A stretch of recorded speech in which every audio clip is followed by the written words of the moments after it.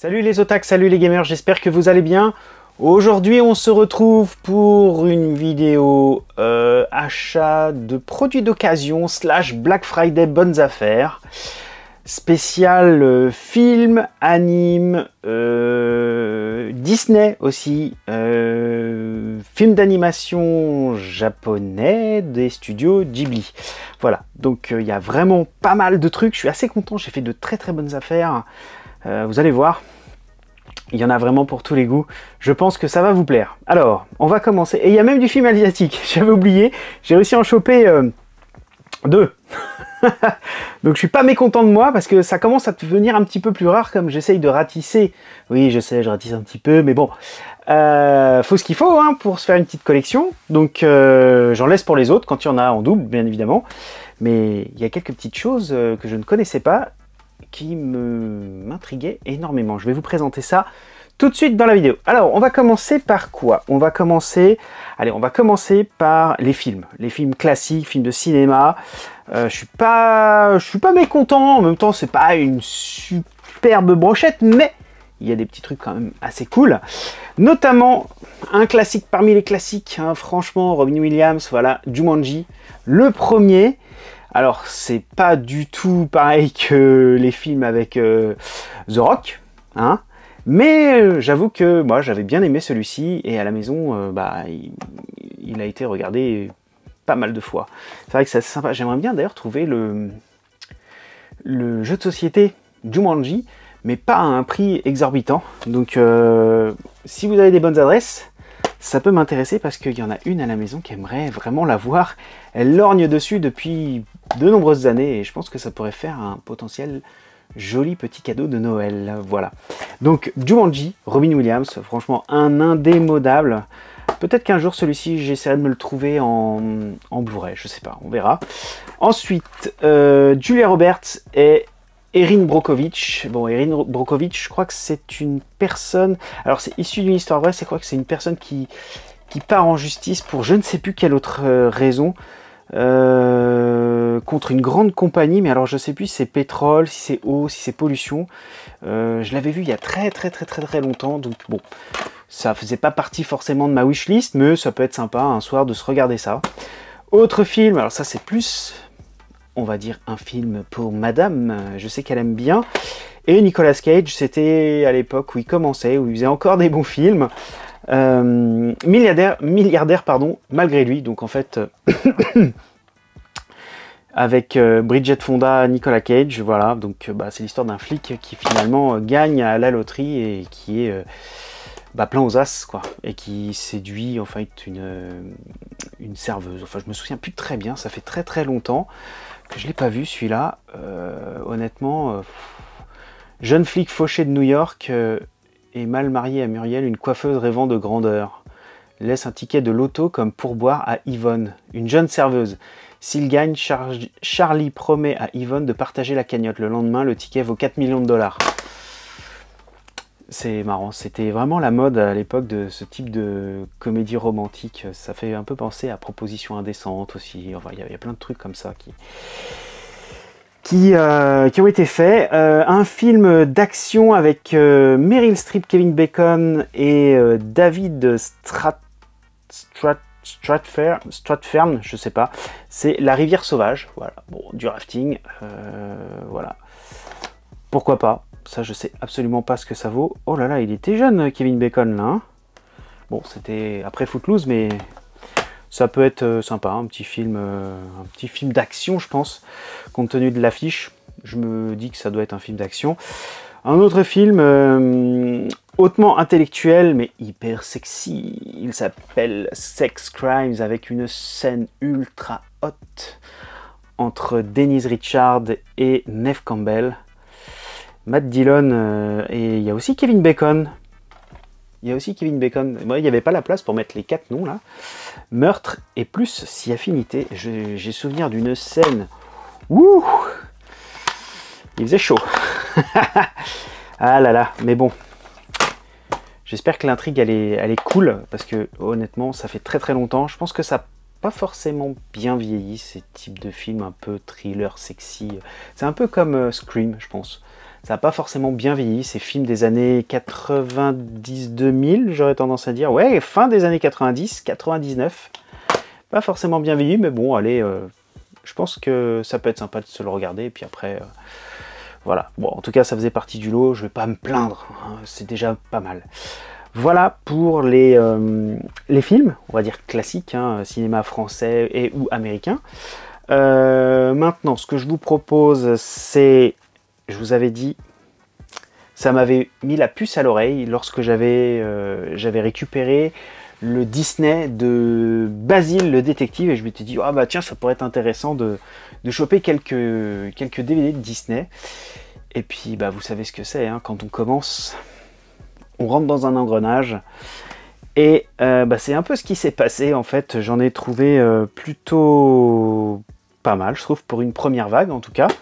Alors, c'est pas que des Disney de premier rang, mais il y a quand même son lot de super films, on va dire. Ouais, il n'y a pas que des numéros 2 ou des numéros 3, genre Pocahontas 3, non, il n'y a pas que ça.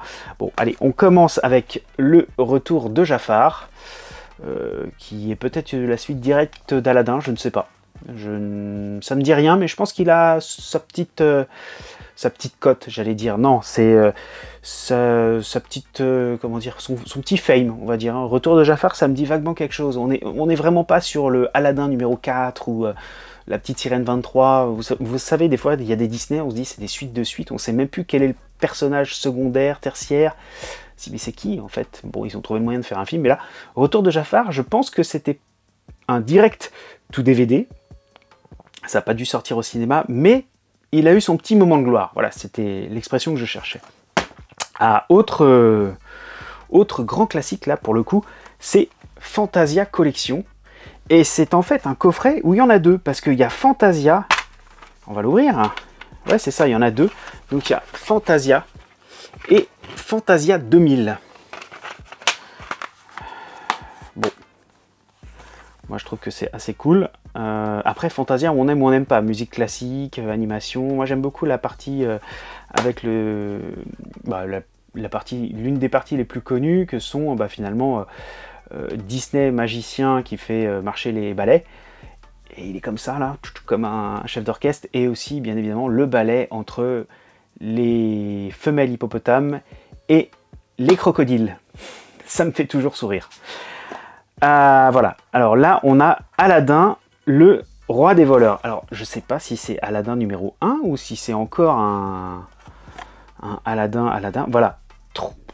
Je crois que c'est le Aladdin, le premier du nom. En tout cas, j'avais souvenir qu'il avait une autre gueule, le Aladdin, parce que à minimum on aurait dû voir un peu le génie et Jafar. Non, je sais pas. En tout cas, je ne l'ai pas encore mis. Je pense que ce sera quand même mieux que le film avec Will Smith, hein, parce que bon, Disney refait tous ses films en film d'animation. Il y a eu Le Roi Lion, La Belle et le Clochard, Aladdin. Je suis pas toujours fan, hein, très honnêtement. Il y a des trucs, c'est vraiment passable. Celui-ci en fait partie. Pinocchio, que j'ai vu il n'y a pas si longtemps que ça, le remake de Pinocchio avec Tom Hanks. Wow. Un peu la purge. D'ailleurs, j'ai trouvé que c'était une réinterprétation. J'ai trouvé ça mauvais, à tel point que je crois qu'on n'est pas allé jusqu'au bout. Donc, Pinocchio, en tout cas. Ça, c'est bon, c'est un classique. Alors, peut-être que celui-ci, je vais mettre un peu de temps avant de le regarder. Ça, je sais que il y a une fan à la maison, Hercule. Voilà, Hercule. Il y a des personnages sympas dans Hercule. Moi, j'aime bien je crois que c'est Hadès. Voilà, donc Hercule, grand beau musclé. Hercule, ouais, bon, classique, quoi. Hein. Hercule, tout le monde connaît. Vous voyez, il y a des trucs plutôt pas mal. Alors ça, par contre, je ne connaissais absolument pas. Mais bon, je me suis dit, bon, c'est dans la collection Disney. On va voir ce que ça donne. Ça fait partie, vous savez, de ces films... Le petit mouton noir, là, Danny le petit mouton noir, ça fait partie des films Disney qu'on a vu peut-être une fois ou deux à la télé, peut-être quand c'était Disney Dimanche, ou quand c'était Disney Channel, à l'époque où Jean-Pierre Foucault peut-être présentait l'émission Disney avec Anne, je crois qu'elle s'appelait, ou Dorothée, ou peu importe, je sais plus. Peut-être que ça a dû passer à la télé, mais bon, ça c'est pas tout jeune, hein. Ça sent les années... je ne sais même pas, c'est même pas marqué sur la boîte. Je sais pas de quelle année il est ce film. Bon, en tout cas, on est vraiment sur le strict minimum d'Annie, le petit mouton noir. Bon, Disney classique. C'est pas les chefs-d'œuvre de Disney ou les grands classiques. Là, on est vraiment sur Disney classique. Un autre grand classique a été adapté je ne sais combien de fois en série, en film. Même Tim Burton avait fait un film.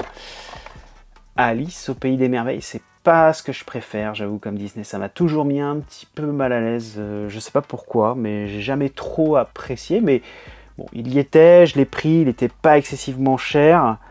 Je suis pas mécontent non plus de l'avoir pris. Donc, de toute façon, ils sont tous complets avec la notice. Et ils sont plutôt en très très bon état. Je pense que c'est pas la peine de vous ouvrir les boîtes parce qu'il n'y a pas d'intérêt. Mais en tout cas, Alice au Pays des Merveilles, voilà. Donc là, on est plutôt pas mal. Voilà. Quand je vous dis les Disney, les suites juste inconnues au bataillon. La Petite Sirène 2. Ah bah, c'est marrant, je vous parlais des films Disney qui sont refaits en images de synthèse ou en film classique. Là, il y avait le drama il n'y a pas si longtemps que ça avec Disney qui mettait une petite sirène de couleur. Alors, moi, je trouve que c'est cool. Il en faut pour tout le monde. Mais ça fait quand même bizarre que Disney refasse tous ses films en images de synthèse. Moi, je trouve que, bon, pourquoi pas. Après, je pense que Le Roi Lion, ça doit être magnifique. Mais pourquoi Disney, en fait, ressort ses vieux films en images de synthèse et qu'ils font pas des nouvelles histoires? Bah, je comprends pas trop, en fait. Je comprends pas trop. Ça, c'est un peu du remake de la ressaucer. Pourquoi pas? La Petite Sirène, donc après le 2, bah, le premier. Alors ça aussi, à la maison, je sais que Ariel, et je crois que c'est Polochon qui s'appelle le poisson, je sais pas si c'est un poisson clown ou pas. En tout cas, bah, La Petite Sirène, le premier. L'original, je crois que je ne l'ai jamais vu. Et le dernier de chez Disney, et pas des moindres, ce n'est pas Blanche-Neige, c'est un classique aussi. Je crois que c'était Dorothée à l'époque qui avait fait le générique. Rox et Rookie. Eh oui, Rox et Rookie. Alors ça, je me souviens que je l'ai vu, je crois, au cinéma. Autant dire que ça date. Je sais pas s'il y a la date là. Bon, DVD sorti dès 2001, mais il n'y a pas la date du film en fait. C'est dommage qu'il n'y ait pas la date du film. Ah, je vais quand même regarder parce que... Non, il n'y a rien. Il y a juste la petite fiche avec les chapitres et l'illustration de la jaquette. Voilà, ça se présente comme ça. D'ailleurs, je sais pas pourquoi Disney fait toujours des boîtes un peu de couleur, un peu comme PlayStation 2 à l'époque. Ils font des boîtes bleues. Mais le problème, c'est ça, regardez. Il y a des boîtes bleues, il y a des boîtes moins bleues, il y a des boîtes grises. Bon, je sais pas pourquoi ils ont fait ça. Autant faire bleu tout le temps. Ou toujours bleu de la même couleur. Parce que là, je dois avoir... 3 voire 4 couleurs, parce qu'il y a aussi des boîtes noires. Bon. Après, quand on regarde sur la tranche, ça passe très bien. Donc voilà pour les Disney. Il y a quand même la dose là, hein. Je suis pas mécontent de ce petit coup de fusil. Bon, ça vaut pas ce que j'avais récupéré les dernières fois, mais c'est quand même pas mal. J'ai encore du Disney, parce que maintenant c'est les studios Ghibli, mais on va regarder un petit peu ça pour la fin, avec les films asiatiques. Là, j'ai chopé en même temps que les Disney, dans le même magasin, j'ai chopé ce truc-là, que je me souviens avoir vu il y a très longtemps. Je crois que je les avais vus en DivX. Bah ouais. Quand on est étudiant, on n'a pas toujours, le pognon, comme on dit. Et c'est la série Noir. Voilà, Noir, donc Noir, voilà comment ça se présente. Je vous montre l'intérieur un petit peu comment c'est. C'était chez Dybex ou Dynamix, je sais plus. Dybex, c'est Dybex qui faisait ça. Donc la série Noire. Et je suis pas mécontent parce que il me semble avoir trouvé l'intégrale. Le numéro 2. Le numéro 3. Ouais, je commence à avoir une pile de DVD qui commence à se faire. Le numéro 4. Bon, ils sont un petit peu pris par le temps, on voit que c'est un petit peu jauni puisque c'est une couverture blanche, mais bon, ça se regarde, c'est pas bien grave. Le numéro, donc je vous ai montré le 4, voici le numéro 5. Voilà. J'espère que la mise au point se fera, sans quoi, bah tant pis. Le numéro 6, et j'étais vachement étonné parce que le numéro 7, quoi, il y a 7 DVD pour une série. Bon, en même temps, il y a quoi, il y a combien d'épisodes là-dessus? 1, 2, il y a 3 épisodes par DVD. J'espère que l'encodage est pas trop mal. Je sais pas si c'est sorti en Blu-ray ou si c'est sorti sur une plateforme type ADN, Anime, Crunchyroll ou Wakanim. Je sais absolument pas. Ça pourrait être intéressant que je regarde. Et encore, non, j'ai les DVD. Ça me suffira amplement. Je pense que ces séries-là sont suffisamment vieilles pour ne pas avoir forcément eu un portage, on va dire, en HD. Donc, pas de regret. Autre truc que j'ai trouvé en animé, alors ça c'est plus du Black Friday, alors c'est plus la Black Friday Week maintenant. Bientôt ils vont nous faire la Black Friday... La Black Friday, le Black Friday Month. Le Black Month parce que Black Friday, Cyber Monday, les soldes, etc. Ça commence à être un peu compliqué de s'y retrouver et de cibler un peu les périodes au sein desquels on souhaite faire ses achats, mais j'ai trouvé des petits trucs sympas, vous allez voir. Ça, j'ai commencé à regarder, d'ailleurs je vais vous montrer le premier coffret. Il s'agit de... Eh oui, ça je suis très content, je l'ai chopé pour une bouchée de pain. Ils étaient neufs, parce que je l'ai acheté neuf, hein, évidemment. Et j'ai commencé à me regarder le premier, parce que franchement... C'est ouf, c'est ouf, c'est ouf, c'est ouf. Je crois que je ne les ai jamais vus entièrement, même pas en DivX, même pas en TV-RIP, même pas en replay, même jamais vu. Oui, je sais. Mais bon, c'est tellement cool. Et il y a la VO et la VF. Donc ça, je suis assez content parce que je voulais voir la VO. Parce que je ne l'ai jamais vu en VO. Parce que bon, le tir de l'aigle, etc., je suis fan, hein, comme vous le savez. Si vous suivez la chaîne depuis longtemps, j'ai eu l'occasion de rencontrer le créateur de Tsubasa, d'avoir une belle lithographie que je lui ai fait signer. Et que j'ai fait signer aussi des reproductions officielles de planches. Ah, je vous raconterai ça, un de ces 4. Ah non, je vais vous le raconter juste après, vous allez voir. J'avais pas prévu, mais je sais pas, elle est rangée. Bon, c'est pas grave. Alors voilà un peu comment ça se présente. Alors ça, oh mince. Ça, c'est le genre de coffret un peu fragile, que j'aime pas trop, mais bon, c'est pas grave, hein, on va pas faire le difficile. Donc voilà un petit peu comment ça se présente à l'intérieur, avec les jumeaux, là, avec la catapulte infernale. Il y a plein de trucs que j'ai jamais vus, hein. Je me rends compte, là, je vois des personnages, je suis passé complètement à côté. Hein. À force de regarder les rediffs sur la 5, je suis jamais allé très très loin dans la série, hein, très honnêtement. Par contre, j'aimerais bien me les choper en manga. Donc voilà un petit peu comment ça se présente. Alors, je vais peut-être pas pouvoir vous montrer le coffret parce que ça a tendance à se barrer un petit peu en vrille. Hein. Il y a des... Oh là là. Non, je pense que je vais faire des grosses bêtises. Bon, je vous montre ça comme ça. Si ça tombe, je dirais que c'est de votre faute. Voilà, donc ça se présente comme ça. Et puis là, en fait, on a comment dire, les DVD qui s'ouvrent encore, et il y en a un en dessous pour celui qui était tout à gauche et celui tout à droite. Et donc oui, je voulais vous dire un truc, bah, vous le verrez d'ailleurs sur mon compte Twitter, c'est celui que j'ai mis à épingler depuis de nombreuses années d'ailleurs. C'était à l'époque en fait de la sortie du jeu Tsubasa sur PlayStation 4. Eh bien, on avait été invité par l'agence tout simplement de com qui s'occupe de la licence, puisque il y avait le reboot, relaunch, je sais pas, de la série, et en même temps la sortie du jeu, où c'était plus que pour la série, je crois, je me souviens plus. Et en fait, j'ai oublié son nom, honte à moi, il y avait le créateur, et le créateur était là pour signer des lithographies. Je pense que je vous les avais montrées il y a très longtemps en vidéo.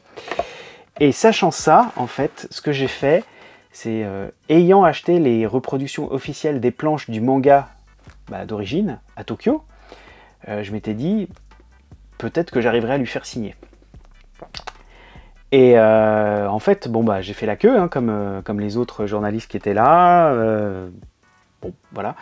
Et arrive mon tour, et j'avais les lithographies, ou les ex-libris, je me souviens plus, pour mes 2 garçons. Et moi j'avais mes planches. Et en fait, la traductrice voit les planches, et je lui dis, est-ce que je peux les faire signer? Elle me dit, bah attendez, je vais demander, etc. Ils étaient super étonnés de voir quelqu'un qui avait ces planches-là, qui venait du Jump Shop de Tokyo. Et alors, c'est marrant parce que ça m'a donné l'occasion d'échanger quelques mots avec ce créateur, ô combien mythique. Il était très étonné de voir un Français avoir ces planches-là à ce moment-là. Et j'en garde un super souvenir. D'ailleurs, il y a une photo sur mon compte Twitter, des planches et de moi, je crois, avec lui. Et c'est un super moment que je garde en tête parce que je m'étais dit, toutes les planches, les reproductions officielles que j'ai pu avoir quand j'allais au Jump Shop à Tokyo, ou que j'ai pu aussi avoir sur internet, ben, je m'étais dit, si j'ai l'occasion de les faire signer par les mangaka, eh ben je le ferai. Et là j'ai réussi à faire Captain Tsubasa. J'aurais aimé faire Okuto no Ken, j'aurais aimé faire pas Goldorak parce que Gonagai c'était un peu compliqué à la Japan Expo, mais j'aurais aimé faire en fait signer toutes mes planches, voilà. Donc bon, voilà pour la petite anecdote. Bon, je continue parce que sinon la vidéo va être extrêmement longue. Ça aussi, je suis très content de les avoir. Alors ça, je les ai en manga. Et maintenant, j'ai la version animée que je crois aussi, je n'ai jamais vue totalement. Ça fait vraiment partie des 2 séries que je crois avoir vu je ne sais combien de rediffs, parce que c'était rediffusé en boucle, hein, le matin, le soir, l'après-midi, sur la 5 ou sur la 1, hein, Club Dorothée. Et Ranma 1/2. Et oui. Voilà, donc tous les coffrets. Alors c'est du DVD, je crois que c'est sorti, les 2 sont sortis aussi en Blu-ray. Mais bon, moi ça me convient très très bien. Il y a la VO, il y a la VF, il y a une 30 DVD. Bah avec ça, ça va nous faire tout l'hiver. Hein. Ça fait vraiment partie des séries que j'aime beaucoup. Et je m'étais toujours dit un jour, j'essaierai de les voir complètement parce que je suis passé à côté. Enfin, qui a vu la fin de Ranma 1/2, quoi? Qui a vu la fin de Captain Tsubasa / Olive et Tom? Moi je me souviens, la fin de Dragon Ball c'était hyper compliqué, comme la fin de Saint Seiya. Fallait vraiment s'accrocher hein, pour ne pas se faire avoir par ah bah c'est les vacances, maintenant on fait de la rediff. Ah ouais d'accord, ça c'était insupportable. Je sais pas pour vous, mais moi c'était insupportable. Et j'ai jamais eu le câble ni le satellite quand j'étais petit. Donc en fait, je voyais que les épisodes qu'on nous servait sur les chaînes classiques hertziennes, quoi, les 6 premières chaînes, quoi. Avant la TNT, bien évidemment. Hein. C'était vraiment une autre époque. Voilà. Allez, on continue. Et là, on va attaquer du lourd, parce qu'on va attaquer du coffret. On va attaquer du Studio Ghibli. Il y a des trucs vraiment excellents. Je pense que ceux-là, j'essaierai de les avoir en Blu-ray, parce que je sais qu'ils sont disponibles, mais pas tous. Au niveau de la plateforme, je crois que c'est Netflix qui avait intégré les studios Ghibli il y a ça quelques temps, mais je crois que ça va être temporaire, donc au bout d'un moment il faudra faire autrement, et c'est pourquoi je me suis dit qu'il était temps, même urgent, de se choper les films issus de ce studio. Donc bon, scénario Miyazaki et réalisateur Takahata. Panda Petit Panda ou Panda Go Panda, un classique. Je crois que c'est le premier film qu'a vu l'un de mes fils au cinéma. Bon, c'est vraiment un film pour les enfants, hein. Mais j'adore. Panda. Bref. Après, on va tourner sur des ultra classiques, mais dans des versions franchement plus très cool. Donc le voyage de Chihiro, voilà, donc ça c'est une édition avec, alors j'ai eu une édition par le passé avec, c'était quoi? C'était un jeu de cartes, hein, je sais plus quoi. Alors, Bon, ça se présente... Alors c'est un coffret vraiment à la con parce que c'est tellement rigide. Je vais essayer de vous en montrer un et vous aurez compris en fait le principe à chaque fois parce que c'est toujours un peu la même histoire. Donc en fait on a une plaque avec un bout de pellicule. Voilà. Et là c'est Chihiro qui est avec Haru, c'est ça. Voilà, numéroté. Donc j'ai le 68 736 sur 80 000. Donc bon, j'ai pris ça. Peut-être que je me rabattrai quand même sur une version Blu-ray. Je pense que ça vaut le détour parce que ces films-là ont été portés en Blu-ray à un moment donné. Et en attendant, on a le DVD. Le château dans le ciel, j'adore. La Piuta, vraiment très très gros classique. Bon, Miyazaki, hein, très sympa. Alors, en fait, je crois que c'est le premier qui a dû sortir comme ça. Là, en fait, ça s'ouvre n'importe comment une fois qu'on l'a ouvert. Et là, ils avaient mis un petit ergot histoire de clipser à l'intérieur. Là aussi, c'est le coup de la... je vérifie. Ah, c'est super dur à enlever. Là aussi, c'est le coup de la pellicule. Voilà, je vais vous montrer un peu comment ça se présente parce que c'est vraiment galère à ouvrir. Voilà, ça se présente un peu comme ça. Là, vous avez le truc avec la pellicule derrière ce truc-là. Franchement, c'est une tannée à refermer. Puis j'ai pas envie d'abîmer la boîte, quoi. Ah, ça veut pas, hein. Bon, ça veut pas. Voilà. Galère. Toujours dans la même édition, le royaume des chats. Très sympa aussi. J'avais bien aimé. Celui-ci, je l'avais vu au cinéma. J'ai vu au cinéma celui-ci, le royaume des chats. Très cool. Le château ambulant. Là, ils se sont dit, on va faire un coffret, mais différemment. Parce qu'ils ont fait une édition collector double DVD. Mais alors, double DVD, vraiment le minimum. Hein, le minimum syndical, on va dire. Bon. Le royaume des chats. Kiki, la petite sorcière. Toujours avec le bout de pellicule. Bon, ça devait être le truc à la mode. Hein. Mais il n'y a même pas un petit stand pour la mettre devant votre collection de DVD, c'est dommage. Et je suis mauvaise langue, en fait, ils ont fait, un autre coffret avec une erreur sur la tâche. Parce que lui aussi, il est comme Chihiro, il se balade. Il s'agit de Princesse Mononoke. Voilà. Un que j'affectionne particulièrement pour la musique, notamment.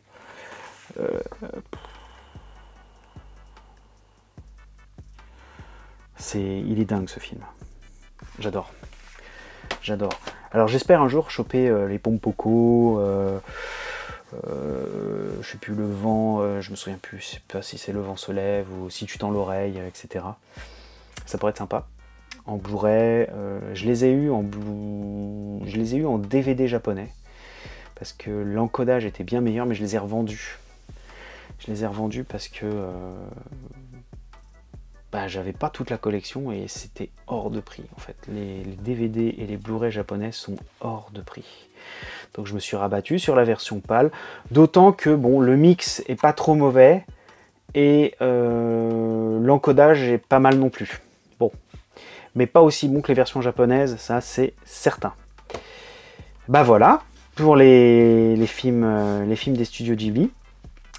D'ailleurs, je suis pas sûr que le Papa Panda soit des studios Ghibli. Je crois que ça date d'avant que Takahata et Miyazaki montent ce studio. Peu importe, c'est un détail. Je vous laisserai corriger dans les commentaires.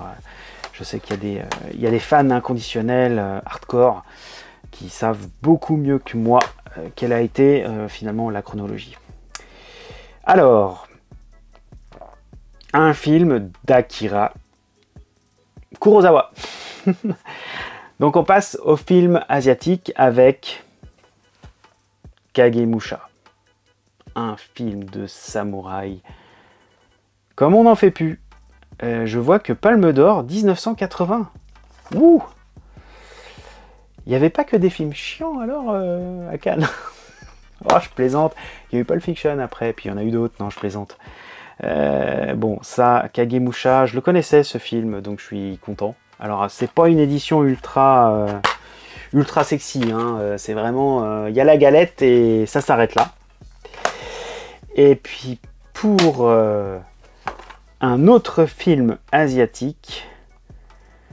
Alors là, c'est aussi un film de Kurosawa, mais c'est pas de Akira Kurosawa, c'est de Kiyoshi Kurosawa. C'est pas la même chose. On n'est pas sur un film de samouraï, on est sur un film horreur épouvante. Dans la collection Asie, alors, je trouve qu'elle est hideuse la jaquette. Franchement, j'ai failli passer à côté. Cure. Je sais même pas comment ça donnerait ça. Cure. Moi je sais pas. Je sais pas comment on le dit. Je pense que en japonais ça doit pas s'appeler cure. Ça, j'ai souvenir d'un super film. Je sais pas pourquoi. Bon, alors, franchement, l'édition, il se foulait pas trop. Hein. Édition MK2. C'est même pas Pathé. Maintenant, je crois que c'est Pathé MK2, hein, dans les cinémas. Voilà, c'est MK2, avec une collection, une jaquette, mais hideuse. Bon, là, on est vraiment sur un film thriller angoissant, voilà, qui a défrayé la chronique des festivals internationaux lors de sa sortie. Je pense que tous les pitchs des films, c'est un peu ça. Film noir au Cure glisse très habilement du film noir au fantastique sur fond d'énigmes psychologiques. Tout ce que j'aime. Un peu comme dans mes lectures manga, hein. Il y a toujours des trucs un peu barrés qui partent en vrille. Et là, ça peut être vraiment très sympa. Donc, il est en VO et en VF, mais évidemment, on va le regarder en VO.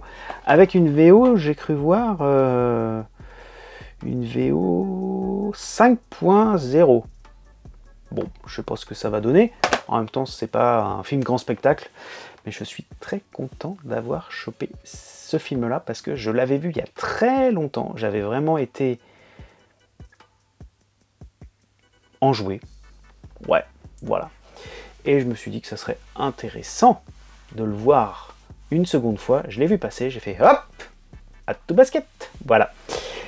Écoutez, j'espère que cette vidéo spéciale DVD anime, studio Ghibli, film asiatique et film cinéma hollywoodien vous aura plu. N'hésitez pas à me dire dans les commentaires s'il y a des Disney qui sont cool ou il y a des trucs qui sont vraiment à écarter, hein, parce que dans les suites de Disney, je pense qu'il y a beaucoup de déchets en fait. C'est vraiment pour les fans ou les tout petits. Et comme je les ai jamais vus, je me dis, bah, des fois il peut y avoir des trucs bien et des fois il y a des grosses purges. Donc dites-moi, parce que ça sert à rien que j'aille cramer quelques euros pour des DVD où je me dis, bon, j'aurais mieux fait de laisser passer quoi. Et puis bah, pour les films asiates, bah, je continue lentement. Là, c'est vrai que j'en ai mis que 2 dans mon escarcelle, mais en même temps 2 de qualité. Hein, parce que dans les films asiatiques, il y a aussi des trucs particulièrement passables, on va dire. Voilà. Moi, je vous dis à très bientôt. À bientôt. N'hésitez pas, les commentaires, vous partagez parce que vous êtes les meilleurs. Vous êtes la plus belle communauté. Voilà. Et le pouce bleu, bien évidemment. Allez, à ciao tout le monde pour une prochaine vidéo. Bye bye.